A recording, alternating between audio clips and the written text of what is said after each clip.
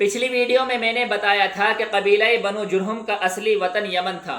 اللہ تبارک و تعالیٰ کی مرضی سے یمن کے اندر قحط پڑا تو یہ قبیلہ روزی روٹی کی تلاش میں نکلا اور اتفاق سے اس جگہ جا پہنچا جہاں حضرت اسماعیل اور حضرت ہاجرہ پانی کے پاس بیٹھے ہوئے تھے۔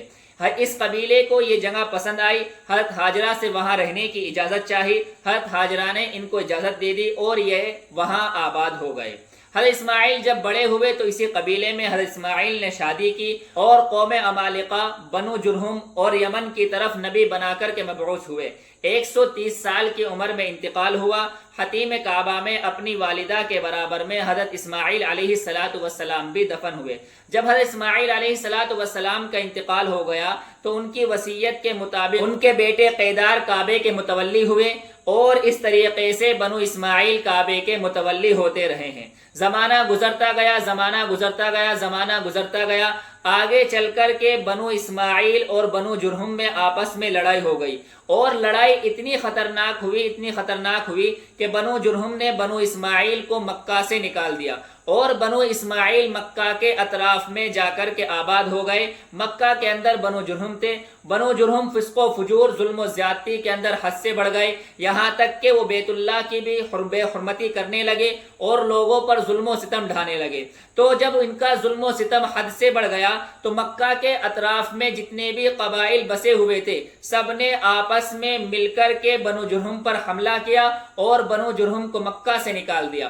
جب بنو جرہم مکہ سے جا رہے تھے تو انہوں نے خانہ کعبہ کی چیزوں کو زمزم کے کنویں میں ڈال دیا اور زمزم کا کنواں ایک دم بند کر دیا، اس کا نام و نشان ختم کر دیا، کوئی علامت باقی نہیں رہی۔ جب بنو جرہم وہاں سے نکل کر کے چلے گئے تو بنو اسماعیل واپس مکہ کے اندر آ کر کے آباد رہ گئے۔ اس وقت کسی کی توجہ زمزم کی طرف نہیں گئی کیونکہ پانی کے اور بھی ذرائع اس وقت وجود میں آ چکے تھے۔ تو زمانہ گزرتا گیا جب کعبے کے متولی اور مکہ کی سرداری حضرت عبد المطلب کے پاس آئی اور اللہ تبارک و تعالیٰ نے چاہا کہ زمزم کا کنواں جو ایک عرصہ دراز سے بند ہے اس کو دوبارہ جاری کیا جائے تو حضرت عبد المطلب کو سچے خواب کے ذریعے اس کو کھودنے کا حکم دیا گیا۔ حضرت عبد المطلب کہتے ہیں کہ میں ایک دن حتیم کعبہ میں سویا ہوا تھا کہ ایک کہنے والا کہتا ہے احفر برہ، کہ برہ کو کھودو۔ میں نے اس سے کہا کہ برہ کیا ہے؟ وہ چلا گیا۔ دوسرے دن میں پھر سویا ہوا تھا، پھر کہنے والا کہتا ہے کہ مجنونہ کو کھودو۔ میں نے اس سے پوچھا کہ مجنونہ کیا ہے؟ وہ پھر چلا گیا۔ تیسرے دن پھر آیا اور اس نے کہا کہ طیبہ کو کھودو۔ میں نے اس سے پوچھا طیبہ کیا ہے؟ وہ پھر چلا گیا۔ چوتھے دن پھر آیا خواب کے اندر اور کہا کہ زمزم کو کھودو۔ میں نے اس سے پوچھا کہ زمزم کیا ہے؟ تو اس نے جواب دیا کہ یہ ایک ایسا کنواں ہے جس کا پانی کبھی ختم نہیں ہوتا، جس کا پانی کبھی کم نہیں پڑتا اور اس سے بے شمار حاجی پیتے ہیں۔ اور اس کے ساتھ ساتھ کچھ علامات اور کچھ نشانیاں بھی بتا دی کہ یہ کنواں اس جگہ کے اوپر ہے۔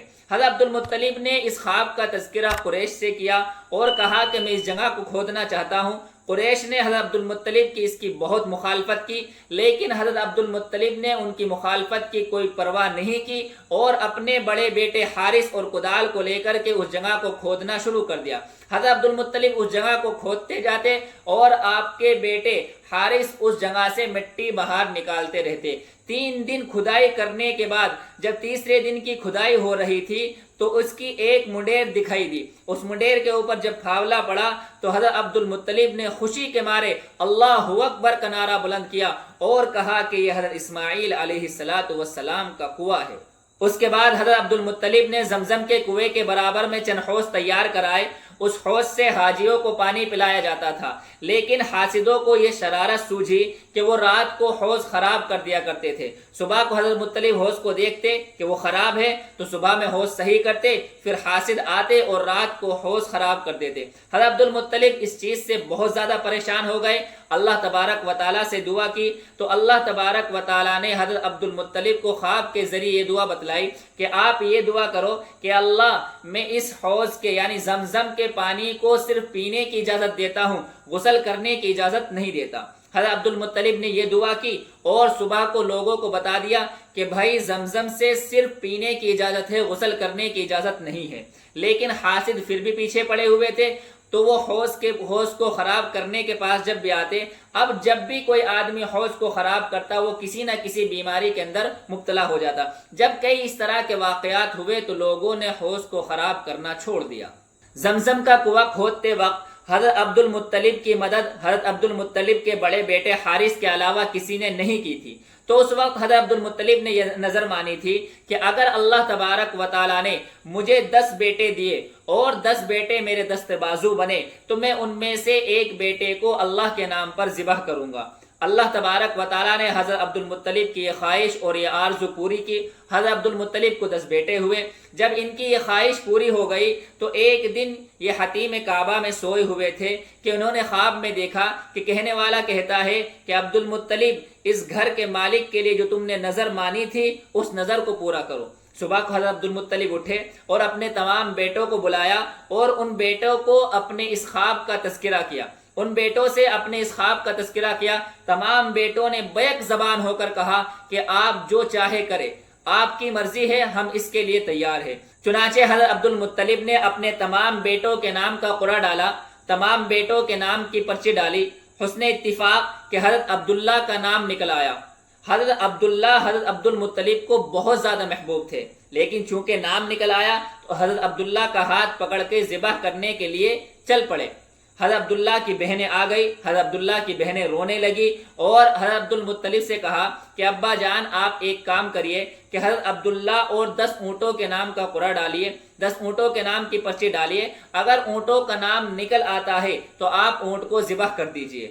اس وقت ایک آدمی کی جان کی قیمت خون بہا اور دیت 10 اونٹ ہوا کرتے تھے۔ حضرت عبد المطلب نے 10 اونٹ اور حضرت عبداللہ کے نام کا قرعہ ڈالا تو حضرت عبداللہ کے نام کا نکل کے آیا۔